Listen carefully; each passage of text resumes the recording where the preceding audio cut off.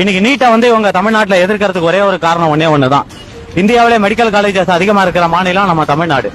அதுல 175% private college அவன் கோட்டான்னு வச்சுட்டு 25 சீட் தான் கவர்மெண்ட் கோட்டா ஒதுக்குவான். இன்னைக்கு வந்து நீட் வந்ததுனால 75% அவனுக்கு மார்க் அடிப்படையில தான் போடணும். 25% தான் அவன் மெடிக்கல் அவன் வச்சுட்டு சம்பாதிக்க முடியும். கவர்மெண்டோட அகாமடேஷன் 3000 சீட்டு, அதுல 300 சீட் அரசியல்வாதிகள் கோட்டா உண்டு. இன்னைக்கு அந்த கோட்டாலாம் அவங்களுக்கு கிடையாது. இன்னைக்கு சம்பாதிக்க வழி இல்லாம தான் இவங்க நீட்டை எதிர்த்து திரியிறாங்க.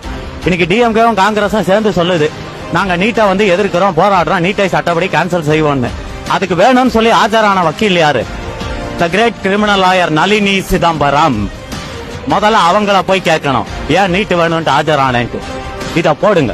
Drive home a brand new Maruti.